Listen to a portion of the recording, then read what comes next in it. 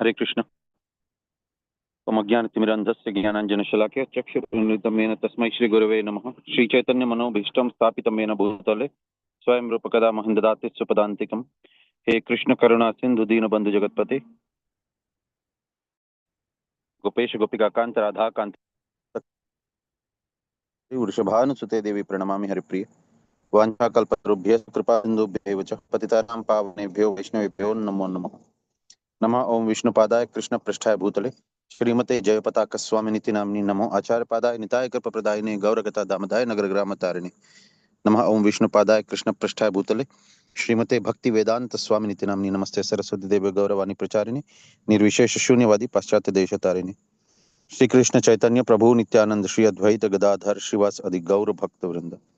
हरे कृष्ण कृष्ण कृष्ण हरे हरे, हरे Ram Ram Ram Hare Hare. Okay, so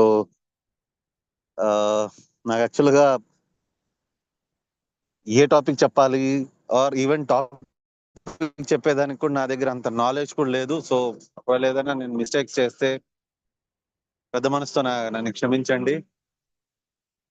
so just Brindavan గురించి ఒక చిన్న ప్రయత్నం చేస్తాను బృందావన్ గురించి చెప్పేదానికి. సో బేసికల్లీ బృందావన్ అంటే ఏంటి? సో బృందావన్ అనేది యాక్చువల్గా గోలోకం ఒరిజినల్ ఏదైతే ఉందో, సో భూలోకంలోని యాక్చువల్గా బృందావన్ అనేది ఒరిజినల్గా లేదు. భూలోకం అనేది క్రియేట్ చేయబడింది బ్రహ్మ ద్వారా. సో బ్రహ్మకి ఆ రెస్పాన్సిబిలిటీ ఇచ్చారు ఎంటైర్ యూనివర్స్ని. సో బ్రహ్మాండాన్ని క్రియేట్ చేయడానికి ఒక్కొక్క బ్రహ్మాండానికి క్రియేషన్ చేసే రెస్పాన్సిబిలిటీ ఇచ్చింది బ్రహ్మకి. సో ఒక్కొక్క బ్రహ్మాండానికి ఒక్కొక్క బ్రహ్మ ఉంటారు. సో అలాంటి బ్రహ్మలు ఎంతమంది ఉన్నారు అని అంటే, సో ఫస్ట్ ఆఫ్ ఆల్ అది అర్థం చేసుకోవాలంటే భగవంతుని యొక్క చెమట రంధ్రాలు, సో బాడీలో పోర్స్ ఎన్నైతే ఉన్నాయో ఒక్కొక్క పోర్లోని కొన్ని అనంత కోటి బ్రహ్మాండాలు ఉన్నాయి. సో అలాంటి ఎన్ని పోర్స్ అయితే ఉన్నాయో అన్ని పోర్స్ కి కూడా ప్రతి ఒక్క దీంట్లో పోర్లోని కొన్ని అనంత కోటి బ్రహ్మాండ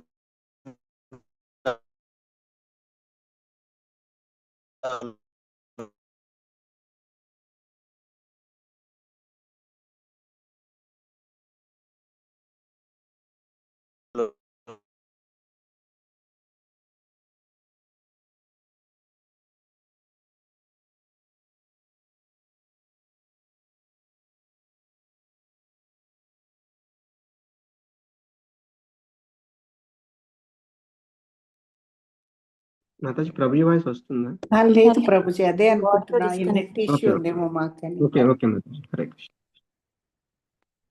ప్రభుజీ మీ వాయిస్ రావట్లేదు ప్రభుజీ. ఓ ప్రభుజీకి నెట్వర్క్ ఇష్యూ ఉంది. మాధవి నిలుపు మాతాజీ. ఓకే హరే కృష్ణ. ప్రభుజీ మీకు నెట్వర్క్ ఏదో ఇష్యూ వచ్చినట్టుంది ప్రభుజీ, అన్మ్యూట్ చేసుకోండి ప్రభుజీ. ఓకే సారీ, డిస్కనెక్ట్ అయింది వాయిస్ స్టార్టింగ్ లోనే. హరే కృష్ణ. ఎక్కడ డిస్కనెక్ట్ అయింది? ఎక్కడ? విష్ణుమూర్తి యొక్క రంధ్రాల నుంచి బ్రహ్మలు వస్తారు, బ్రహ్మాండాల గురించి ప్రభుజీ. కరెక్ట్. సో అనంత కోటి బ్రహ్మాండాలకి అనంత కోటి బ్రహ్మలు ఉన్నారు. సో కొంతమంది ఇది చతుర్ముఖ బ్రహ్మలు, కొంతమంది పంచముఖ బ్రహ్మలు, కొంతమందికి దశముఖ బ్రహ్మలు. సో ఆ రకంగా వెరైటీ ఆఫ్ బ్రహ్మలు ఉన్నారు. సో ఇది బ్రహ్మ విమోచన లీలలో మనకు తెలుసు. సో ఇది యాక్చువల్గా బృందావన్ అనేది క్రియేట్ చేసింది బ్రహ్మ కాదు. ఒకసారి జరిగింది ఏంటి అంటే, అసలు కృష్ణుడు ఒరిజినల్ దేవాది దేవుడు. మనకు అది శ్రీమద్ భాగవతంలో కూడా ఇచ్చున్నారు. ఎవరైనా చెప్పగలరా ఏదైనా శ్లోకము? మనకి భాగవతం చతుశ్లోకి భాగవతం దాంట్లో చెప్పున్నారు కృష్ణుడే దేవాది దేవుడు అని. ఎవరికైనా తెలుసా ఆ శ్లోకము? హరే కృష్ణ.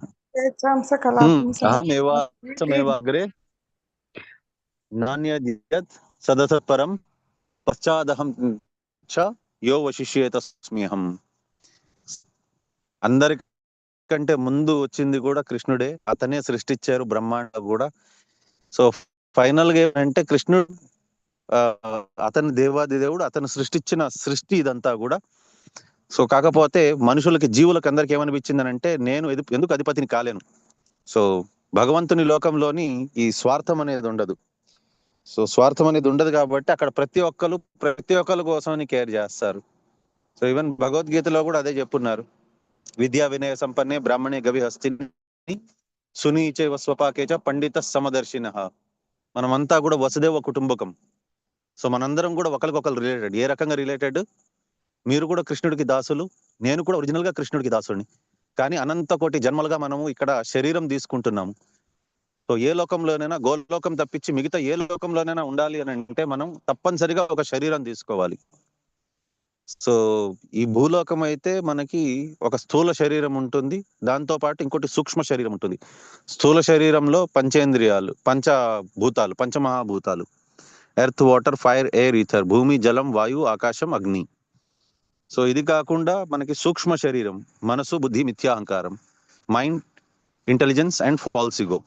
సో ఇవన్నీ ఉంటాయి.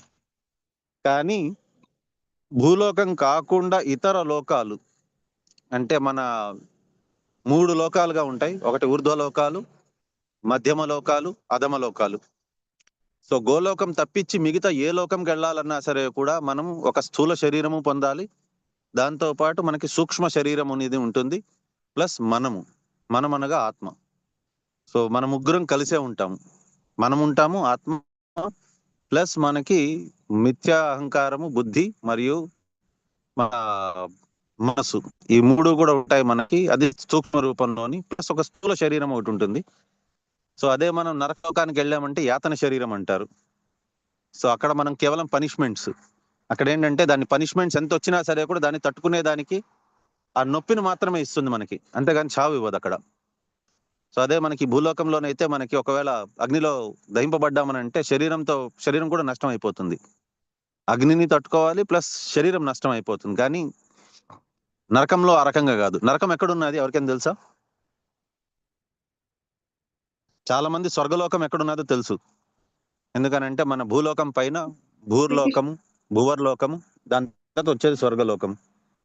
కానీ నరకలోకం గురించి ఎక్కడా చర్చించబడలేదు.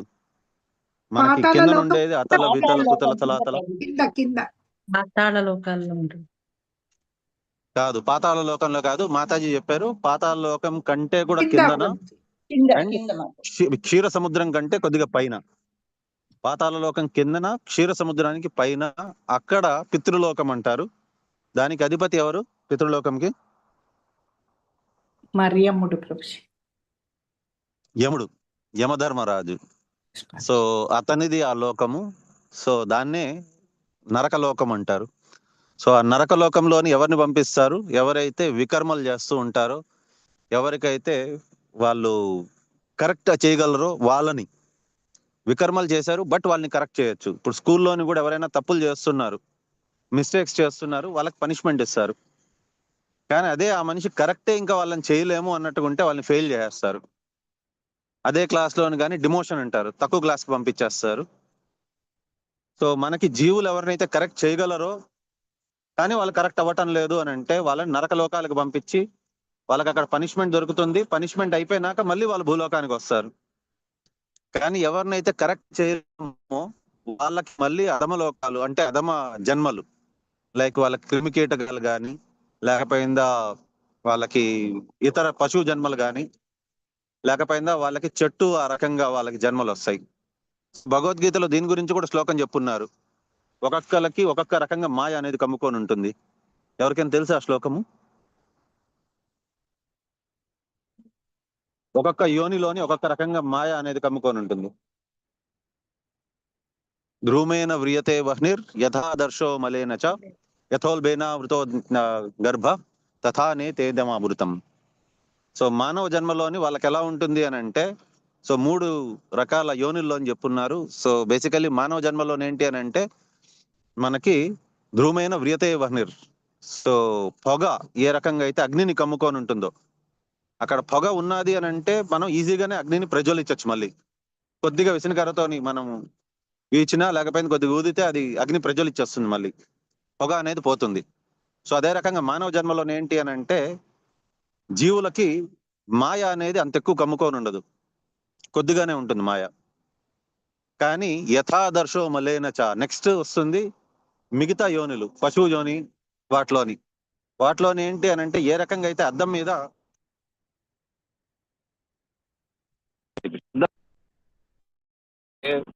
ఇది పొగ, ఇది దుమ్ము కమ్ముకొని ఉన్నదో దాన్ని యథాదర్శో మలేన చ. సో వాళ్ళకి దుమ్ము ఏ రకంగా అయితే కమ్ముకొని ఉన్నదో ఆ రకంగా వాళ్ళకి కొద్దిగా కష్టపడాలి. సో మానవ జన్మలో ఉన్నంత ఈజీ అయితే కాదు, కానీ లాస్ట్ వస్తుంది చెట్టు చేమలు ఆ రకంగా. సో స్థావరం ఒకే దగ్గర ఉండేవి. వాళ్ళకేమంటే గర్భంలోని శిశువు ఏ రకంగా ఉంటాడో బయట ప్రపంచం గురించి అసలు వాళ్ళకి అవగాహన అనేదే ఉండదు. సో ఆ రకంగా ఉంటుంది చెట్టు చేమల యోనిలోని.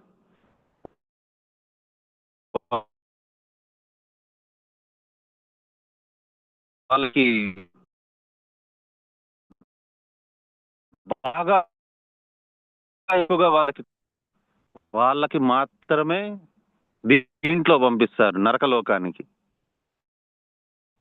సో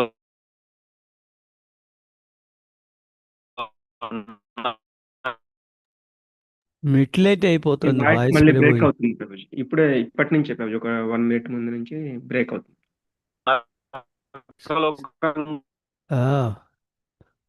సిగ్నల్ ప్రాబ్లం అనుకుంటా ప్రభుజీ.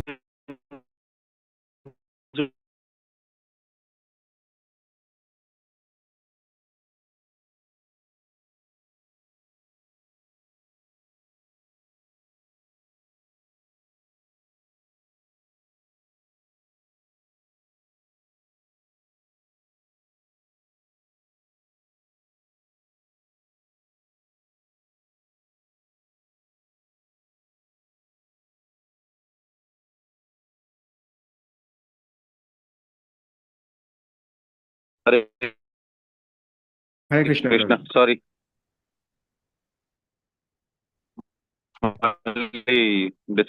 సిగ్నల్ లేదు. హరే కృష్ణ. ఎస్ ప్రభుజీ. హరే కృష్ణ. ఓకే ప్రభుజీ, ఇప్పుడు వినపడుతుంది ప్రభుజీ. Okay okay. సో చెట్లు జన్మ వరకు చెప్పిన వరకు మానవ జన్మ అనేది చాలా సో మానవ జన్మ అనేది చాలా చాలా దుర్లభమైనది.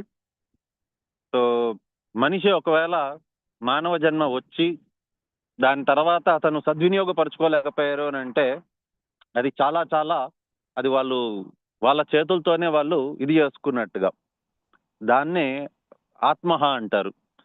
సో అందుకోసం ఈశోపనిషత్తులో కూడా మనకి చెప్పున్నారు ఒక శ్లోకం. ఎవరికైనా తెలుసా ఆ శ్లోకము? అసూర్య నామతే కరెక్ట్ చెప్పండి మాతాజీ. అసూర్య నామతే లోక అంధేన తమసావృత తాంస్తే ప్రత్యాభిగచ్చంతి ఏకే చాత్మహనో జనాః. పర్ఫెక్ట్ మాతాజీ. సో వాళ్ళని ఆత్మహ అంటారు. ఆత్మహత్య అని అంటే వాళ్ళని వాళ్ళే ఉరేసుకొని చచ్చిపోయేది, దాన్నంతా ఆత్మహత్య అన్నారు. యాక్చువల్గా ఆత్మకి హత్య అనేది జరగదు, ఎందుకంటే భగవద్గీతలోనే చెప్పున్నారు ఆత్మని అగ్ని దహించలేదు, నీరు తడపలేదు. మరి ఇక్కడ ఆత్మహత్య అని అంటున్నారంటే వాళ్ళు ఆత్మకి ఏంటి అంటే గ్రోత్ అనేది రానికుండా చేస్తున్నారు. వాళ్ళ చేతులారా ఆత్మని మళ్ళీ కిందకి దిగజార్చేస్తున్నారు. సో అందుకోసం అనేసి అది చాలా చాలా ప్రికారియస్ సిచ్యువేషన్, చాలా డేంజరస్ సిచ్యువేషన్. సో అందుకోసమే మన వైష్ణవ దీంట్లోని కూడా ఒక కీర్తన ఉన్నది, మనుష్య జనము పాయో హరినామన జపియో. సో ఎవరైతే హరినామం అనేది జపం చేయలేరు వాళ్ళకి చాలా చాలా వాళ్ళ జీవితాన్ని వాళ్ళే నాశనం చేసుకున్నట్టుగా, వాళ్ళు మంచి దారిలో వెళ్తున్నట్టుగా కాదు, వాళ్ళు ఆత్మహ అంటారు వాళ్ళని. సో ఈవెన్ మనకి శ్రీమద్ భాగవతంలో చెప్పున్నారు, ఎవరైనా సరే ప్రతి ఒక్కరికి కూడా ప్రతి ఒక్క లైఫ్లోని సూర్యోదయము సూర్యాస్తమం అనేది ఉంటుంది. ప్రతి అస్తమిచ్చే సూర్యుడు కూడా ప్రతి ఒక్కరి జీవితంలోంచి ఒక్కొక్క రోజుని తగ్గించేస్తోంది, వాళ్ళ జీవిత అవధిని తగ్గించేస్తోంది. మన బర్త్ డెత్ అనేది రెండు ఫిక్స్డ్.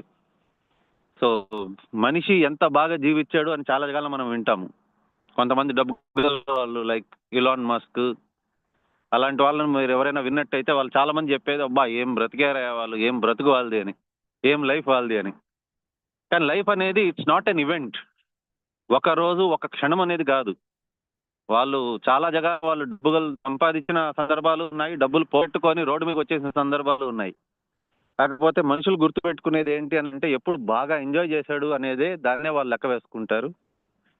కానీ యాక్చువల్గా చెప్పాలి అని అంటే లైఫ్ కాదు గ్రేట్, డెత్ అనేది గ్రేట్. మృత్యు అనేది ఎందుకంటే అదొక ఈవెంట్, ఒకేసారి వస్తుంది, మళ్ళీ మళ్ళీ రాదు. సో మృత్యు అనేది ప్రతి ఒక్కరి లైఫ్లోని ఒక్కసారే వస్తుంది. మృత్యు అనేది అద్భుతంగా ఉండగలిస్తే వాళ్ళకి మళ్ళీ జన్మ తీసుకోవాల్సిన అవసరం ఉండదు. సో అందుకోసమనే మృత్యు అనేది ప్రతి ఒక్కరికి వస్తుంది, కానీ వాళ్ళు ఏ రకంగా మృత్యుని వాళ్ళు సంపాదించుకుంటారు అనేది ఇంపార్టెంట్. సో ప్రతి ఒక్కరు చస్తారు, పురుగు పుట్ర అన్నీ కూడా ప్రతి ఒక్కరికి కూడా ఏదో ఒక రోజు వాళ్ళకి మృత్యు అనేది రావాలి. కానీ వాళ్ళు వస్తుంది. మాక్సిమం పీపుల్ వాళ్ళు ఏం చేసేది అని అంటే వాళ్ళు ఏదో ఒక కోరికలు అనేది ఉంటుంది, ఆ కోరికలు పూర్తి చేసుకునే దానికోసమే పరిగెడతారు, ఇంక్లూడింగ్ మీ ప్రతి ఒక్కరు. ఈ రోజు కూడా నేను ఉద్యోగం ఎందుకు చేస్తున్నా, నాకు జీతం రావాలి. జీతం ఎందుకు కావాలి? పిల్లల్ని వాళ్ళందరినీ పోషించాలి కాబట్టి తప్పదు. But at the same time వీటన్నిటిలోని మనం మర్చిపోతున్నది ఏంటి అని అంటే హరినామం. ఎందుకనంటే అది యుగ ధర్మం. ఒక్కొక్క యుగంలోని ఒక్కొక్కటి ఉంటుంది, బట్ కలియుగంలోని హరినామ సంకీర్తన అది మోస్ట్ ఇంపార్టెంట్. శ్రీమద్ భాగవతంలో చెప్పున్నారు, అస్తమిచ్చే ప్రతి ఒక్క సూర్యుడు ప్రతి ఒక్క జీవితంలో నుంచి ఒక్కొక్క రోజుని తగ్గించేస్తుంది అని. కస్తోద్రత పరానుచింతనాం అసతీం నామ కుర్యా పశ్యాంజన పతితం వైతర్ స్వకర్మజాన్ పరిత పురుషానాం. ప్రతి ఒక్క సూర్యుడు ప్రతి ఒక్క జీవితంలోంచి ఒక రోజు తగ్గించేస్తుంది. మరి నేను కూడా జీవుడినే, మీరు కూడా జీవులే, మన జీవితం నుంచి కూడా ఒక రోజును తగ్గించేస్తుంది. కానీ ఇక్కడ చెప్తున్నది ఏంటి భాగవతంలోని అంటే అభక్తులకు మాత్రమే ఒక రోజు తగ్గిస్తున్నట్టుగా, భక్తులకు ఒక్క క్షణం కూడా తగ్గించడం లేదు. ఎందుకు తగ్గించడం లేదు? నా జీవితం నుంచి కూడా ఈరోజు ఒక రోజు పోయినట్టే కదా. మరి ఎందుకు మన జీవితంలో ఇప్పటి నుంచి అంటే నేను నాదని చెప్పట్లేదు, మీ అందరి జీవితాల నుంచి ఒక రోజు తగ్గటం లేదు. ఎందుకు తగ్గటం లేదు? ఒక రోజు కాదు, ఇన్ఫాక్ట్ హరినామం చెప్పించడం. హరే కృష్ణ. ఎంత తొందరగా ఇది అయిపోతే, ఈ జన్మ అయిపోతే దేవుడి దగ్గరకు చేరుకుంటామని.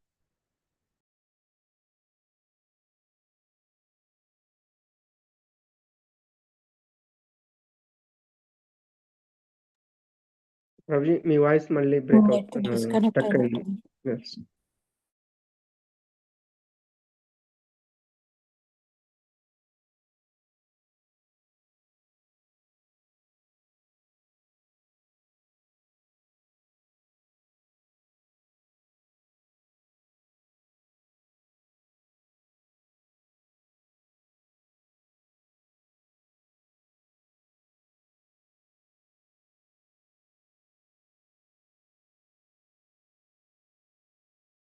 హరే కృష్ణ. సారీ, మళ్ళీ సిగ్నల్ ప్రాబ్లం.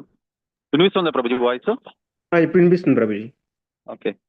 సో బ్రహ్మన్కి ఏం చెప్పారు భగవంతుడు మీనింగ్? ఎక్కడ ఇంతకు ముందు వాయిస్ ఎక్కడ డిస్కనెక్ట్ అయిపోయింది ప్రభుజీ? అదే ప్రభుజీ, మన జీవితాల్లో నుంచి కూడా ఒక్కొక్క రోజు అదే ఒక్కొక్క టైం కూడా. కానీ మరి మీ జీవితంలో నుంచి ఒక్క రోజు కూడా డిడక్ట్ అవుతుంది అని చెప్పలేదు భాగవతంలో. ఎందుకు అది చెప్పారు? మనందరి జీవితంలో కూడా ఒక్కొక్క రోజు భగవన్ నామ స్మరణ అంటే చాంటింగ్ చేస్తున్నాం. కరెక్ట్, చాంటింగ్ చేస్తే ఎంత తొందరగా వీలైతే తొందరగా దేవుడి దగ్గర చేరుకుంటామని కాదు. వాళ్ళు అది కరెక్టే మాతాజీ, బట్ వాళ్ళు అక్కడ చెప్పింది భాగవతంలోని ఇది కేవలం అభక్తుల జీవితంలోని అస్తమిచ్చే ప్రతి సూర్యుడు ఒక్కొక్క రోజును తగ్గించేస్తున్నారు అన్నారు. మరి భక్తుల జీవితంలో నుంచి ఎందుకు తగ్గటం లేదు ఒక రోజు, లేక ఒక క్షణం కూడా ఎందుకు తగ్గటం లేదు? అభక్తులకు మాత్రం స్పెసిఫిక్ గా ఎందుకు చెప్పారు? కాలోస్మి లోకేష్ భగవంతుడు కాలం కదా Prabhuji. Hare Krishna. Correct, column. But ఇక్కడ ఏంటి అని అంటే ఆన్సర్ భగవద్గీతలో ఉన్నది. భగవద్గీతలోని అర్జునుల వారు అడుగుతారు, ఐ థింక్ 7th చాప్టర్ లో అనుకుంటాను కదా, బ్రహ్మన్ అనగా ఏంటి, అధ్యాత్మ అనగా ఏంటి అని అడుగుతారు. సో దాంట్లోని భగవంతుడు చెప్పేది బ్రహ్మన్ అంటే 8th చాప్టర్ కదా.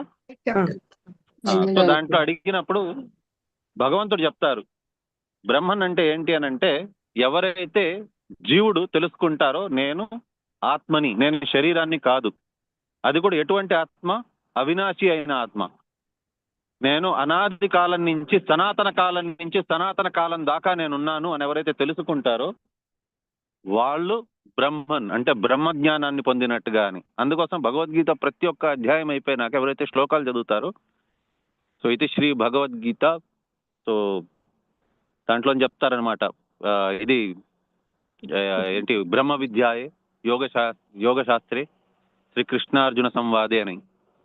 సో ఎందుకు చెప్తారు?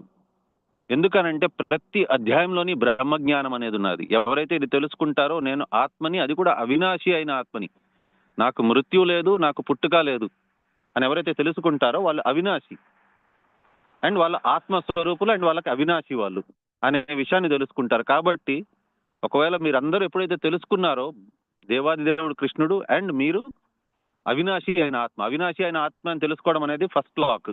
భగవద్గీత అనేది 3 లాక్స్ ఉన్నాయి. First lock, second lock, third lock. గుహ్యాత్, గుహ్యతరం, గుహ్యత్తమం. గుహ్యాత్ అంటే ఏంటి? నేను ఈ శరీరాన్ని కాదు, ఆత్మని, అది కూడా అవినాశి అయిన ఆత్మని. రెండో లాక్ గుహ్యతరం ఏది అని అంటే నేను కృష్ణుడు, దేవాది దేవుడు, నేను ఇక్కడ జీవుణ్ణి అనేది.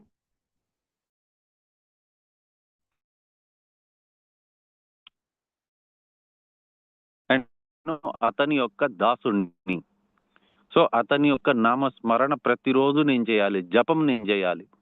కలియుగంలోని యుగ ధర్మం అనేది తెలుసుకున్న వాళ్ళు ఫైనల్ లాక్ ని కూడా ఓపెన్ చేసినట్టుగా. సో ఈ రకంగా ఎవరైతే తెలుసుకున్నారో వాళ్ళకేంటి అని అంటే మృత్యు అనేది లేదు. ఎందుకంటే ఈ శరీరం మనం విడిచిపెట్టచ్చు, మళ్ళీ ఇంకో శరీరం తీసుకుంటాం. సో భగవంతుడికి అంతే దగ్గర అవుతున్నాం మనం. సో మీరందరూ బహుశా తొందరగా చేరుకోవచ్చు, నేను కొద్దిగా లేట్గా చేరుకోవచ్చు, కానీ నాకు తెలుసు గమ్యస్థానానికి నేను చేరుకుంటాను. ఈ రోజు కాకపోయినా రేపైనా చేరుకుంటాను నేను. సో ఇది తెలుసుకుంటాం కాబట్టి మన జీవితాల్లోంచి ఒక్క క్షణం కూడా మనకి డిడక్ట్ అవ్వటం లేదు. బట్ అభక్తులు అయితే ఇది ఇంకా తెలుసుకోలేకపోయారు కాబట్టి వాళ్ళకి జీవితం నుంచి ఒక్కొక్క రోజు డిడక్ట్ అవుతుంది. సో ఇది తెలుసుకునేదానికి, ఇది తెలియజేసేదానికి భక్తుల కోసమని భగవంతుడు యాక్చువల్గా భగవద్గీతలో 4th చాప్టర్లో చెప్పున్నారు, యదా యదా హి ధర్మస్య గ్లానిర్భవతి భారత. సో నేను ఎప్పుడెప్పుడైతే దీనికి ధర్మానికి గ్లాని కలుగుతుందో అప్పుడప్పుడు నేను దీన్ని శిష్ట రక్షణ, దుష్ట శిక్షణ కోసం మళ్ళీ నేను ప్రతి యుగంలో నేను అవతరిస్తూనే ఉంటాను అని. బట్ యాక్చువల్ రీజన్ ఏంటి అని అంటే భగవంతుడు ఆవిర్భవించేదానికి, ఈ లోకానికి వచ్చేదానికి మెయిన్ కారణం ఏంటి అని అంటే భక్తులకి ఆహ్లాదం ఇచ్చేదానికి.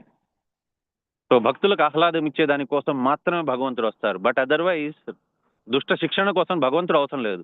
భగవంతుడు ఎనర్జీ చాలు దుష్ట శిక్షణ చేయడానికి. So now coming back to the original topic, Vrindavan. So Shrimati Radharani ఏంటి అని అంటే కృష్ణ తత్వాన్ని బోధించేదానికి, కృష్ణ ప్రేమని, సాంద్రానంద విశేషాత్మ. సో మనకి కృష్ణుడి యొక్క ప్రేమ ద్రవ రూపంలోని, మోల్టెన్ రూపంలోని వస్తే కృష్ణ ప్రేమ అది ఎలా ఉంటారు అని అంటే అదే శ్రీమతి రాధారాణి. సో శ్రీమతి రాధారాణి ఏంటి అని అంటే మనకి కృష్ణ తత్వాన్ని, కృష్ణ ప్రేమని మనకి అందజేసే దానికోసమని కృష్ణుడే అతని రూపంలోని శ్రీమతి రాధారాణి రూపంలోని అవతరించారు. సో ఇది వే బ్యాక్ టు సముద్ర మంథన జరిగినప్పుడు, ఎప్పుడైతే సముద్ర మంథనం జరిగిందో అప్పుడు అనేకమైన ఇవంతా బయటకు వచ్చాయి ఆ సముద్ర మంథనలోని. సో అప్పుడే అమృతం అనేది కూడా వచ్చింది. సో రాక్షసులందరూ కూడా అమృతం కావాలి అనేసని వాళ్ళు తాపత్రయపడుతూ ఉంటే అప్పుడు భగవంతుడు మోహిని రూపంలోని వచ్చారు. బట్ మోహిని రూపంలో అప్పుడు ఏమైంది అని అంటే అందరూ కూడా దేవీ దేవతలు, రాక్షసులు అందరూ కూడా రూపానికి మోహితులైపోయారు. ప్రతి ఒక్క దేవత, ప్రతి ఒక్క రాక్షసుడు కోరుకున్నారంట, ఆహా ఏం అందం ఉన్నది, ఆమె నా భార్యగా దొరికితే బాగున్నా అన్నట్టుగా అనుకున్నారు. కానీ కేవలం సూర్య భగవానుడు ఒక్కరే అనుకున్నారంట, ఎంత అందంగా ఉన్నది ఈమె నా కూతురుగా ఉంటే ఎంత బాగుండేది అని. సో భగవంతుడికి అది చాలా ముద్దుగా అనిపించింది ఆయన కోరిక. సో అందుకోసమని భగవంతుడు వచ్చి సూర్య భగవానుడికి ఆశీర్వదించారంట, నేను నీ దగ్గర కూతురుగా జన్మిస్తాను నేను అని. సో ఆ సూర్య భగవానుడే ఎవరు అని అంటే శ్రీమతి రాధారాణి యొక్క తండ్రి వృషభాను మహారాజ్, అండ్ శ్రీమతి రాధారాణి కృష్ణుడు. సో కృష్ణుడికి రాధారాణికి మధ్యన వ్యత్యాసం లేదు, కానీ కృష్ణుడు రూపము ఎవరైతే కృష్ణుడి ప్రేమ తత్వాన్ని అందరికీ పంచిపెడతారో, అండ్ ఈ జీవితం యొక్క ముఖ్య లక్ష్యం ఏంటి అని అంటే మనం అందుకోసం మంగళారతి ఎవరైతే అటెండ్ అవుతారో 10 అపరాధాలు చెప్పిన తర్వాత వాళ్ళకి తెలుస్తుంది ఫైనల్ గా మన గోల్ ఏంటి. Hour goal is Krishna Krishna Prema. So Krishna ప్రేమని పొందడం, correct Mataji, perfect. So Krishna ప్రేమని పొందాలి, కానీ కృష్ణ ప్రేమ ఎవరిస్తారు? శ్రీమతి రాధారాణి ఇవ్వగలరు. సో అందుకోసమనే మనం మరి శ్రీమతి రాధారాణి డైరెక్ట్ గా ఎందుకు మనం రాధే రాధే అనలేము అని అంటే మన గురువు జనులు మనకు చెప్పున్నారు. ఇప్పుడు ఫర్ ఎగ్జాంపుల్ మీ తల్లిదండ్రులు కానీ మీ పిల్లలు కానీ వాళ్ళు మిమ్మల్ని వచ్చి అడిగారంటే, లేకపోయిందా మీ పిల్లల్ని మీరు అడిగారు అని అంటే బ్యాంకులో ఎంత డబ్బులు ఉన్నది అంటే మీ పిల్లలు మీకు చెప్తారు. కానీ అదే బయట వాళ్ళు ఎవరైనా వచ్చి వాళ్ళ పిల్లల్ని అడిగారు అనుకోండి, మీ పిల్లల్ని మీ బ్యాంకులో ఎంత డబ్బులు ఉన్నదంటే చెప్తారా వాళ్ళు? చెప్పరు. ఎందుకు చెప్పరు అని అంటే మీకు మీ పిల్లలకి మధ్యన బాండింగ్ అనేది ఉన్నది కాబట్టి మీకు చెప్తారు మీ పిల్లలు. బయట వాళ్ళు ఎవరో వచ్చి అడిగితే వాళ్ళకి చెప్పాల్సిన అవసరం లేదు, వాళ్ళకి చెప్పరు కూడా. అదే రకంగా బ్రజవాసీస్ వాళ్ళందరూ కూడా హ్యాండ్ పిక్ చేయబడ్డ వాళ్ళు. శ్రీమతి రాధారాణి ఒక్కొక్కరిని సెలెక్ట్ చేస్తారు, వీళ్ళు ఉండొచ్చు వీళ్ళందరూ వద్దు అని. సో ఆ రకంగా అసలు వృందావన్ విజిట్ చేయాలంటే కూడా శ్రీమతి రాధారాణి యొక్క పరిపూర్ణమైన కృప ఉండాల్సిందే. అదర్వైజ్ వాళ్ళకి దర్శన భాగ్యం కూడా లేదు, కనీసం బ్రజ్లోని ఎంటర్ అయ్యేదానికి కూడా అవకాశం లేదు. సో అదర్వైజ్ వాళ్ళకి కేవలం శ్రీమతి రాధారాణి యొక్క కృప ఉండాలి. సో కాబట్టి వాళ్ళకి మాత్రమే రాధే రాధే అని పిలిచే అవకాశం ఉన్నది, వాళ్ళకి మాత్రమే అధికారం ఉన్నది. బట్ మిగతా వాళ్ళకి రాధే రాధే అని డైరెక్ట్గా మనం పిలవలేము. కానీ అలానే మనం రాధారాణి కృప లేనిది మనకి కృష్ణ భక్తి అనేది దొరకదు. మరి అలాగ మనకి మన గురుజనులు మనకి ఏం చేశారు మరి?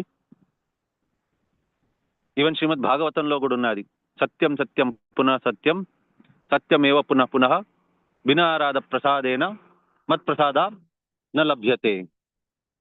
సో రాధారాణి కృప లేనిది నా ప్రసాదం కూడా దొరకదు అని అన్నారు. కానీ మరి ఏ రకంగా మనకి గురుజనాలు ఏ రకంగా ఇచ్చారు? రాధారాణి కృప లేనిది మనకైతే కృష్ణనామం మన నోటి నుంచి పలకలేము. కానీ రాధారాణి పేరు ఏ రకంగా మనకి ఇచ్చారు?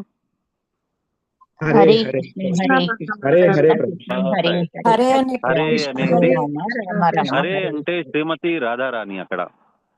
సో కృష్ణుని యొక్క అంతరంగిక శక్తి యోగమాయ. కృష్ణుడికి రెండు శక్తులు ఉన్నాయి, ఒకటి అంతరంగిక శక్తి యోగమాయ మరియు బహిరంగిక శక్తి మహామాయ. సో అభక్తులకు అందరికీ కూడా కాలస్వరూపంగా ఇదనమాట మహామాయ వస్తారు. అదే ఎవరైతే భక్తులు ఉన్నారో వాళ్ళందరికీ యోగమాయ రూపంలోని శ్రీమతి రాధారాణి ఉంటారు. సో అందుకోసమే మనకి హరే అనే పేరు ఇచ్చున్నారు. సో హరే కృష్ణ మహామంత్రంలో హరే కృష్ణ కృష్ణ కృష్ణ హరి హరి హరి రామ రామ రామ హరి హరి. దీంట్లోని హరే అంటే శ్రీమతి రాధారాణి. శ్రీమతి రాధారాణి యొక్క కృప లేనిది కృష్ణ నామం అనేది మనం పలకలేము. మరి రామ అని ఎందుకు పెట్టారు అని అంటే, రామ అని అంటే అక్కడ బలరామ శారీరక బలం కాదు, నామ బలము. నామ బలం మనకు కావాలి అని అంటే బలరాముల వారిని మనం ప్రార్థించాలి. సో దాంతటికి రెండిటికి కూడా శ్రీమతి రాధారాణి యొక్క కృప. సో అందుకో శ్రీమతి రాధారాణి పేరు అక్కడ మనకి హరే అనే రూపంలో పెట్టున్నారు. ఈవెన్ బృందావన వాసులు కూడా ఒకరినొకరు గ్రీట్ చేసుకునేటప్పుడు రాధే రాధే అంటారు, కానీ శ్రీమతి రాధారాణి పేరు పెట్టి ఎవరు పిలవరు, రాధా అని పిలవరు. శ్యామాజు, లాడ్లీజు, కిషోరీజు ఆ రకంగా పిలుస్తారు. సో ఇప్పుడు బృందావన్ గురించి వద్దాము. బృందావన్ అనేది ఏంటి అని అంటే, అసలు ఎప్పుడైతే కృష్ణుడు ఇక్కడ అవతరించేదానికి అతనికి ప్రార్థనలు బ్రహ్మ ప్రార్థన చేశారు, ఈ రకంగా భూమి మీద చాలా చాలా అక్రమాలు పెరిగిపోతుంది, మీరు రావాలి అని. సో అప్పుడు కృష్ణుడు రాధారాణి దగ్గరికి వెళ్ళి అడిగారు, సో మనం భూలోకానికి వెళ్ళాలి. సో అందరు దేవీ దేవతలు ముందుగానే వచ్చేసి రెడీగా కూర్చొని ఉన్నారు. ఎందుకంటే ఒక ప్రైమ్ మినిస్టర్ వస్తున్నారంటే ప్రైమ్ మినిస్టర్ కంటే ముందు వాళ్ళ కాన్వాయ్ అంతా కూడా రెడీగా ఉండాలి, ప్రతి దగ్గర ఉంటారు వాళ్ళు. సో ఆ రకంగానే దేవీ దేవతలందరూ అవతరించేశారు. మరి కృష్ణుడు వెళ్ళి రాధారాణిని పిలిచారు, మీరు కూడా రావాలి, కృష్ణ భక్తి అనేది ఇవ్వాలి, భక్తులకు ఆహ్లాదం ఇవ్వాలి అని అంటే నామం పట్ల రుచి అనేది రావాలి. సో అది శ్రీమతి రాధారాణి రాకుండా అయితే అవకాశమే లేదు. సో శ్రీమతి రాధారాణి దగ్గరికి వెళ్ళి అడిగారు, మీరు రావాలి అని అంటే శ్రీమతి రాధారాణి చెప్పారంట, ఎక్కడైతే ఈ రకంగా యమునా నది లేదో, ఎక్కడైతే గోవర్ధనగిరి పర్వతం లేదో, ఎక్కడైతే ఈ రకంగా బృందావన్ అనేది లేదో నేను అక్కడికి రాలేను అని. సో అందుకోసమని ఇది సంస్కృతంలో ఒక శ్లోకం ఉన్నది, ఎత్ర నాస్తి గోవర్ధన ఎత్ర నాస్తి యమున. సో ఆ రకంగా ఒక శ్లోకం ఉంది, నాకు కరెక్ట్గా ఆ శ్లోకం ఇప్పుడు నాకు గుర్తుకు రావటం లేదు. సో ఈ రకంగా చెప్పేసరికి ఆవిడ కోసమని సేమ్ గోలోకంనే ఇక్కడ రెప్లికేట్ చేశారు.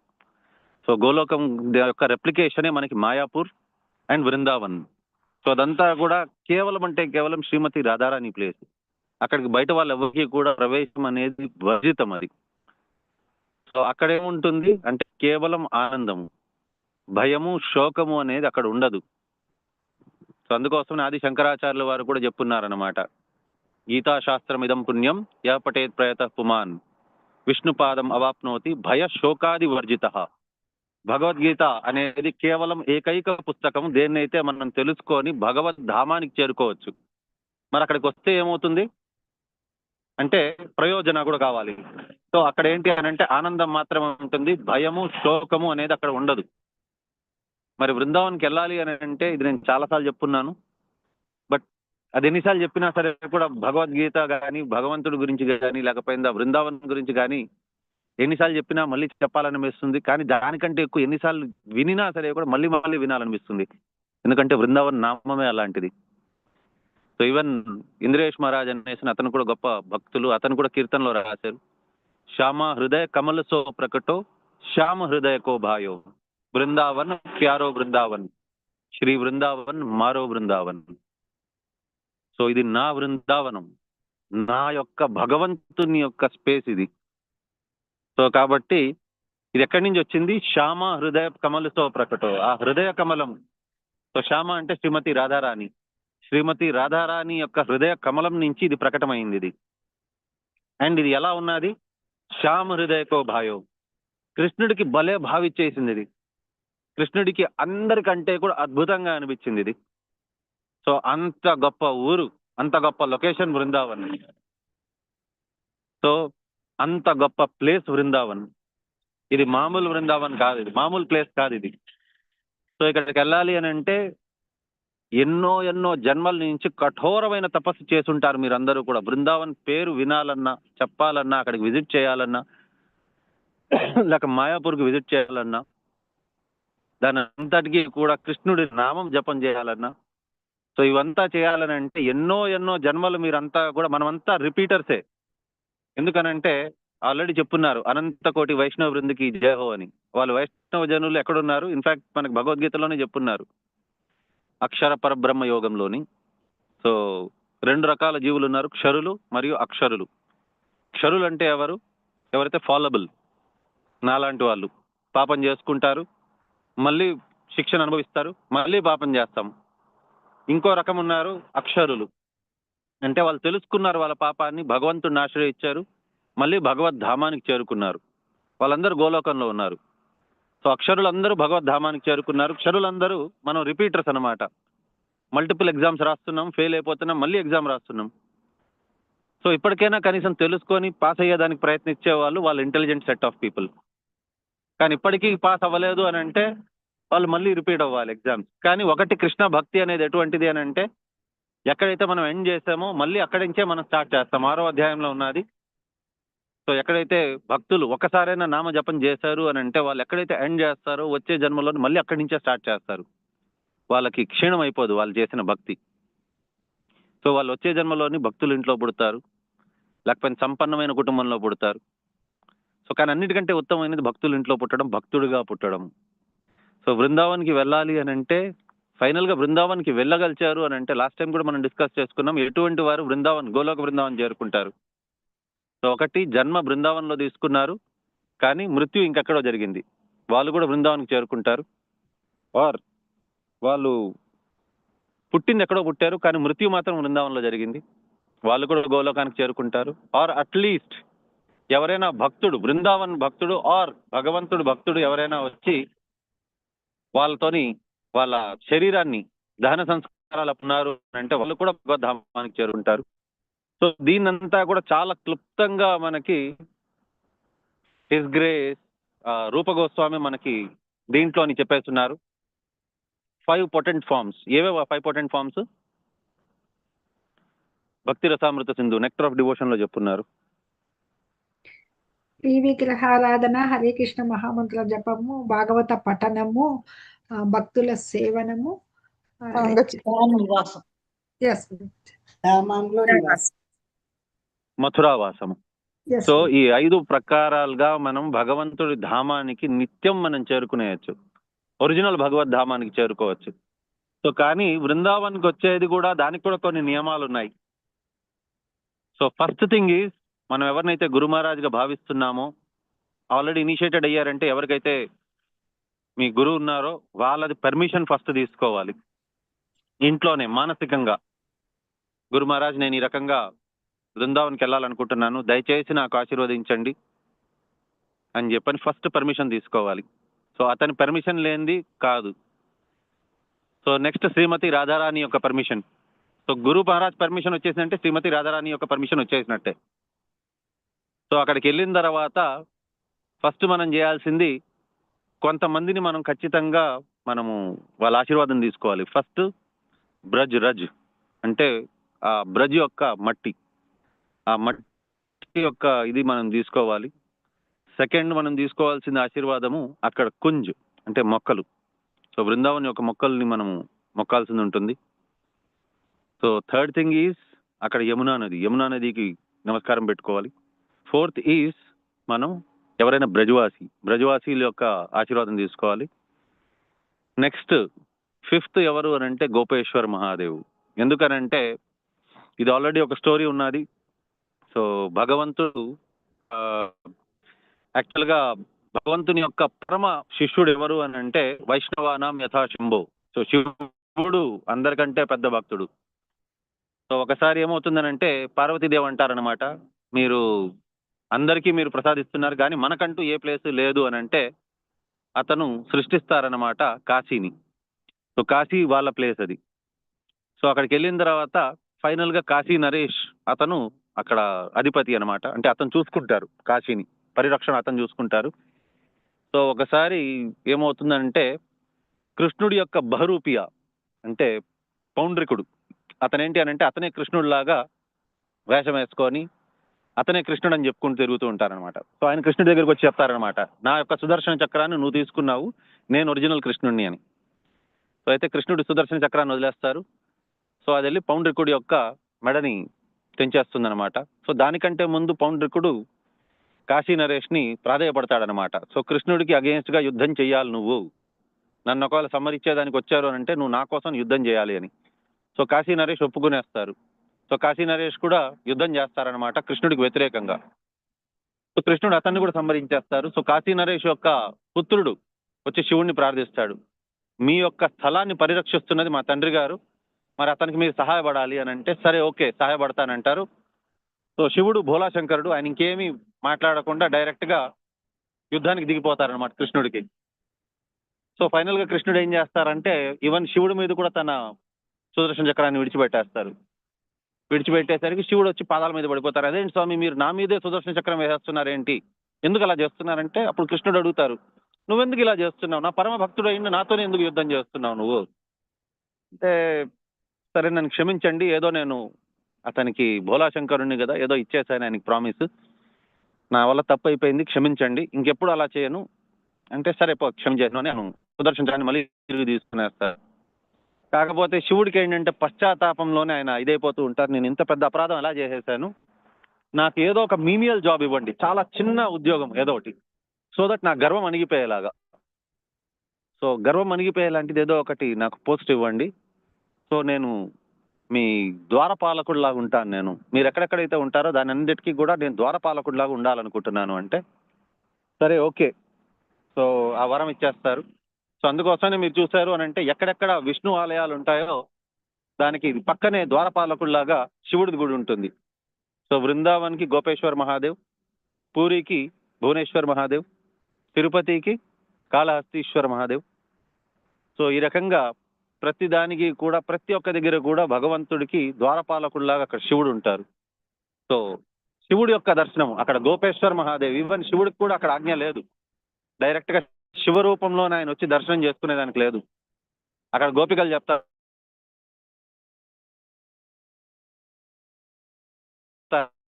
అన్నమాట, మీరు ఒక గోపిక రూపం ధరించి వస్తారు, అది మీకు అందరికీ తెలిసిందే, గోపిక రూపంలోనే గోపేశ్వర్ మహాదేవ్. సో కాబట్టి గోపేశ్వర్ అతని యొక్క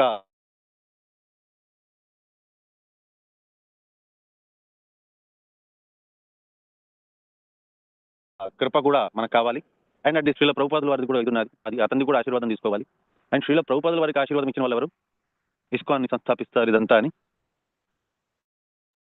వాళ్ళ గురువు గారు సిద్ధాంత ఎవరు గురుగారు అతను ఆశీర్వాదించారు, కానీ శక్తి ఇచ్చింది ఎవరు, శ్రీల ప్రభుపాదుల వారు ప్రతిరోజు అతను విలపిస్తూ ఉంటే ఒకరి సమాధి దగ్గర అతను ఇచ్చారు ఆశీర్వాదం. శ్రీల రూప గోస్వామి అండ్ సనాతన గోస్వామి. కాబట్టి శ్రీల రూప గోస్వామి మరియు సనాతన గోస్వామి యొక్క ఆశీర్వాదం కూడా కావాలి. రూప గోస్వామి సమాధి ఎక్కడ ఉంది? మథురాలో ఎవరికైనా ఉంది తెలుసా? ప్రభు. ఇక్కడ బృందావనంలో రాధా దామోదర్ రాధా మదన్ మోహన్ రాధా దామోదర్ మందిరంలోని శ్రీల రూప గోస్వామి సమాధి అండ్ సనాతన గోస్వామి సమాధి ఉండేది దీంట్లోని రాధా మదన్ మోహన్. సో వాళ్ళిద్దరు ఆశీర్వాదాలు కూడా తీసుకోవాలి. సో ఈ రకంగా బృందావన్ ట్రిప్ అనేది సంపన్నమవుతుంది. మొదలు పెట్టేది ముందు అక్కడి నుంచి ఆశీర్వాదం తీసుకోవాలి. సో మానసికంగా కొద్దిసేపు అందరు కళ్ళు మూసుకోండి. నేను మిమ్మల్ని అందరినీ కూడా బృందావన్కి పట్టుకెళ్తాను మానసికంగా. సో ఆల్రెడీ మనకి దీంట్లో కూడా చెప్పున్నారు, మనం ఫిజికల్ గా విజిట్ చేయలేనప్పుడు, ఫిజికల్ గా సేవ చేసుకోలేనప్పుడు మానసికంగా మనం చేసుకోవచ్చని. సో మనందరం నార్మల్ వేలోనే వెళ్దాము. ఫ్లైట్ లోనే ఆ రకంగా అంతా వద్దు, ట్రైన్ లో వెళ్దాము. సో మీరు ఎక్కడెక్కడైతే ఉన్నారో అక్కడక్కడి నుంచి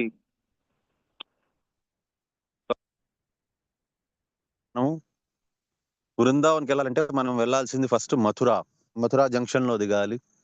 సో మథురా రైల్వే స్టేషన్ లో దిగేటప్పుడే చెప్పులు తీసేసి దిగాలి. సో దిగి రైల్వే స్టేషన్ లోనే మనము దండవత్ ప్రణామాలు చేసుకోవాలి భగవంతుడికి, ఆ రజ్కి. అండ్ అయిపోయినాక నెక్స్ట్ మారో బృందావన్ ఎక్కడైతే ఎంట్రీ ఉంటుందో అక్కడ ఒక ప్రణామం. సో అక్కడ మట్టికి, బ్రజవాసీలకి, అక్కడ లతా పతాక్, సో వాళ్ళందరికీ కూడా నమస్కారం పెట్టుకున్నాక నెక్స్ట్ ఇస్కాన్కి వెళ్ళి అక్కడ ఇలా గురుదేవ్ అతని ఆశీర్వాదం అండ్ గోపేశ్వర్ మహాదేవ్, సో వాళ్ళ ఆశీర్వాదం. సో శివలింగం రూపంలోనే ఉంటారు అక్కడ గోపేశ్వర్ మహాదేవ్, అతని ఆశీర్వాదం. సో అయిపోయినాక అక్కడ 3 ప్రైమ్ డీటీస్ ఉన్నాయి. సో మెయిన్ ముగ్గురు. సో వాళ్ళు ఎవరెవరు అని అంటే జస్ట్ 1 minute.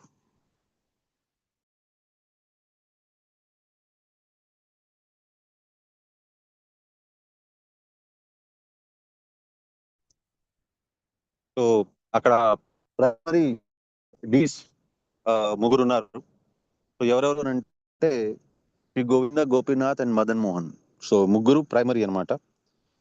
సో ఆ ముగ్గురు దర్శనం కూడా కావాలి. సో ఆ ముగ్గురు దర్శనం అయిన తర్వాత మిగతా బృందావన్ మొత్తం అంతా కూడా మనము ఆస్వాదించుకోవచ్చు. యాక్చువల్గా ఇప్పుడు మా టీం వచ్చారు, కొద్దిసేపు ఇంకా చెప్పాలని ఉంది బృందావన్ గురించి, బట్ ఇప్పుడు నేను ఇంకా వెళ్ళక తప్పదు. సో నెక్స్ట్ టైం ఇంకెప్పుడైనా దాని గురించి చర్చించుకుందాము, మానసిక బృందావన్ ధామ్ యాత్ర. బట్ ఐ హోప్ ఇక్కడ దాకైనా కనీసం మీరు బృందావన్ ధామ్కి వచ్చారు మానసికంగా. So at least Radha Damodar, Radha Madan Mohan and Radha Govind ji and Gopinath ji, so వాళ్ళ దర్శనం అట్లీస్ట్ మనం చేసుకుందాం ఇప్పుడు. మాతాజీ వాళ్ళది కూడా ఎలా వచ్చింది అని అంటే వజ్రనాభుడు అనేసని. మాతాజీ హరే కృష్ణ. సో వజ్రనాభుడు అని కృష్ణుడి యొక్క మనవడు. అతను కృష్ణుడి యొక్క రూపాన్ని దిద్దాలనుకుంటారు, ఒక విగ్రహాలు తయారు చేయించాలనుకుంటారు. సో అప్పుడు ఉత్తరాదేవి ఉంటారు అన్నమాట. ఉత్తరాదేవిని అడుగుతారు ఎలా ఉంటారు కృష్ణుడు అంటే, ఆవిడ రూపరేఖలు ఏ రకంగా అయితే చెప్పారో ఆ రకంగానే చెక్కారనమాట విగ్రహాలని. అది కూడా ఏ విగ్రహాలు, దేంతోని, రాయి ఎక్కడి నుంచి దొరికింది అని అంటే, ఏ రాతి మీద అయితే కృష్ణుడు కంసుడి యొక్క కారాగృహంలోని ఏ రాయి మీద అయితే పుట్టారో అదే రాయితో చెక్కిన విగ్రహాలు ఈ ముగ్గురు అన్నమాట, శ్రీ గోవింద, గోపీనాథ్, మదన్ మోహన్. సో ఒక విగ్రహం చూడంగానే చరణాలు సేమ్ భగవంతుడి చరణాలు లాగానే ఉన్నాయన్నారు, అది మదన్ మోహన్. అండ్ వక్షస్థలం సేమ్ కృష్ణుడు లాగానే ఉన్నదన్నారు, అది గోపీనాథ్. అండ్ ముఖారవిందం సేమ్ కృష్ణుడు లాగానే ఉన్నారని చెప్పింది, అది ఎవరు అని అంటే గోవింద్జీ. సో ఆ రకంగా శ్రీ గోవింద, గోపీనాథ్, మదన్ మోహన్, సో వీరు ముగ్గురు కూడా ప్రైమ్ డీటీస్ అక్కడ. అది కాకుండా రాధా దామోదర్, కే బిహారీజీ, ఆ రకంగా టోటల్ మనకి బృందావన్లో అణువులోనే ఉన్నారన్నమాట. సో కాకపోతే ఇప్పుడు ఇంకా టైం నాకు కూడా తక్కువైపోతుంది, మా టీం వచ్చిన్నారు కాబట్టి నేను వెళ్ళాలి. సో ఐఎమ్ సో సారీ, నేను చాలా లేట్ గా వచ్చాను అండ్ తొందరగా ఇది వెళ్తున్నాను నేను. సో ఇక్కడతోని విరామం తీసుకుందాము. ప్రభుజీ నెక్స్ట్ వీక్ కంటిన్యూ చేద్దాం Hare. Prabhuji, Prabhuji. Please next week continue చేయదు ప్రభుజీ. ప్రభుజీ. నెక్స్ట్ వీక్ చేద్దాం Prabhuji. Yes Prabhuji. Yes Prabhuji. Please, thank you, ధన్యవాదాలు. Thank you Prabhuji. హరే కృష్ణ. హరే హరే కృష్ణ కృష్ణ ప్రభు. మాతాజీ. హరే కృష్ణ. కృష్ణ వాంఛాకల్పతరుభ్యశ్చ కృపాసింధుభ్యశ్చ పతితానాం పావనేభ్యో వైష్ణవేభ్యో నమో నమః. ధన్యవాదాలు. హరే కృష్ణ కమలేష్ ప్రభుజీ. హరే కృష్ణ. ధన్యవాదాలు. హరే కృష్ణ. హరే కృష్ణ. హరే కృష్ణ ప్రభుజీ ధన్యవాదాలు. Hare Krishna Mataji. Hare Krishna Hare Mataji. Krishna. Mataji Hare Krishna. Hare next Krishna. Class YouTube